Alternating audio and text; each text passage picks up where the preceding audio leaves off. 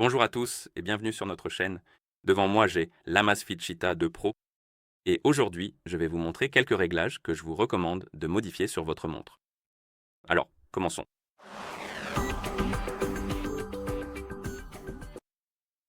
La première chose que je vous conseille de vérifier et de modifier, c'est la luminosité de l'écran de votre montre.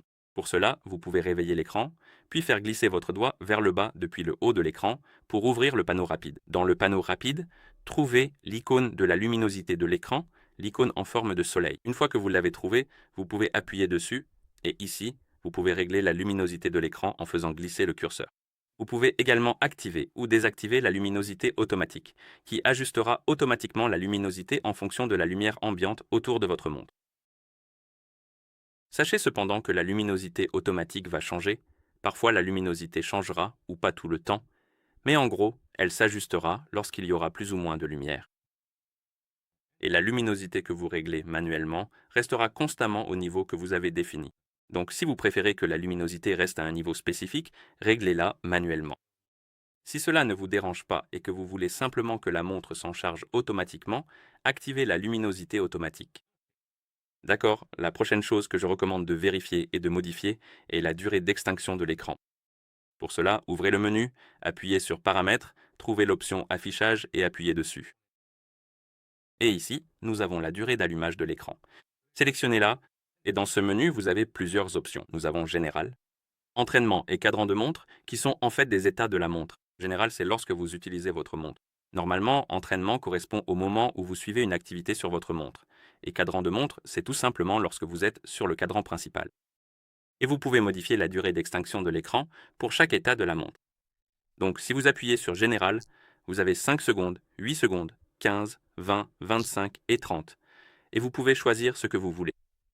Sachez que des durées plus longues consommeront plus de batterie, car l'écran restera allumé plus longtemps. Donc gardez cela à l'esprit.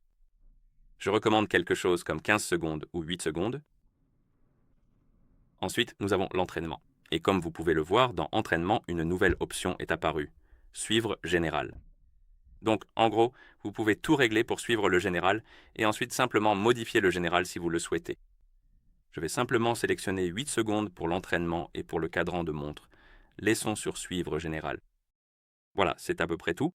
Maintenant, mon écran s'éteindra automatiquement après 15 secondes d'inactivité. Donc, si je ne touche pas l'écran ou les boutons pendant 15 secondes, il s'éteindra pour économiser de l'énergie. Et cela ne devrait plus tarder.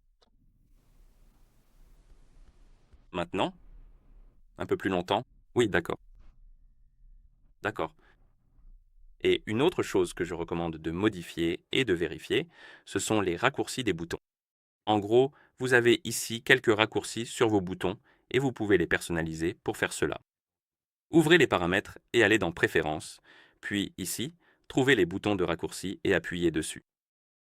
Et juste ici, nous avons la liste des raccourcis. Et nous avons un appui long. Sélectionnez le bouton, donc celui-ci, appuyez sur le bouton de sélection, appui long sur le bouton bas, donc celui-ci, double appui sur le bouton retour, donc celui-ci, et appuyez sur le bouton retour noir. Et vous pouvez ajuster les raccourcis en trouvant simplement celui que vous souhaitez utiliser, puis en appuyant dessus. Cela ouvrira la liste des fonctions. Et ici, vous pouvez faire défiler la liste pour chercher quelque chose qui vous plaît. Par exemple, disons que je veux ouvrir le AM.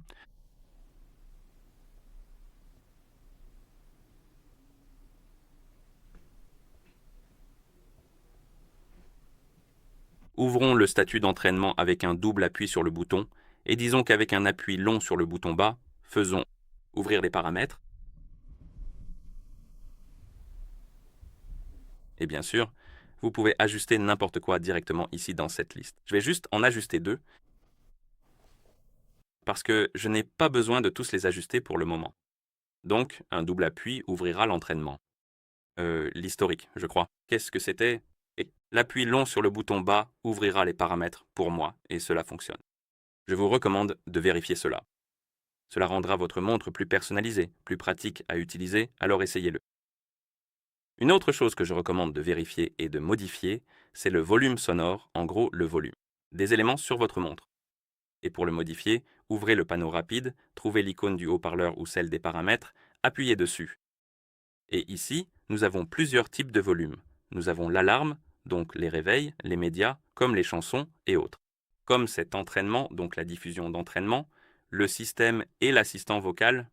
Le système correspond au son système, donc je dirais les notifications et ce genre de choses, et l'assistant vocal, c'est l'assistant vocal. Et pour les modifier, il suffit de sélectionner le type, puis d'ajuster en faisant glisser sur le curseur. Le curseur fonctionne de la même façon pour les médias, l'entraînement, le système et l'assistant vocal. Et si vous n'êtes pas sûr de l'option ou de ce que chaque option fait, vous pouvez toujours appuyer sur la coche juste ici et vous aurez la description. D'accord. Une autre chose que je recommande de vérifier et de modifier, c'est le mode ne pas déranger. Et cela peut être utile si vous prévoyez de dormir avec votre montre au poignet. Par exemple, vous pouvez programmer un horaire pour que le mode ne pas déranger s'active à l'heure où vous allez vous coucher et se désactive lorsque vous vous réveillez. Ainsi, vous ne serez pas dérangé par les notifications pendant votre sommeil, ou peut-être lors du travail, d'une réunion ou ce genre de choses. Je recommande de l'utiliser. Et pour le configurer, ouvrez le menu, appuyez sur Paramètres, trouvez Préférences, ne pas déranger et ici vous avez l'option Auto. Activez l'option et vous pouvez appuyer dessus puis sélectionner Programmer. Et maintenant, vous pouvez définir votre horaire et faire défiler vers le haut ou vers le bas les heures et les minutes pour le régler, comme ceci. Et maintenant, mon programme s'activera à 22h35 et se désactivera à 8h30. Donc, en gros, c'est comme un horaire de sommeil, mais vous pouvez le configurer comme vous le souhaitez.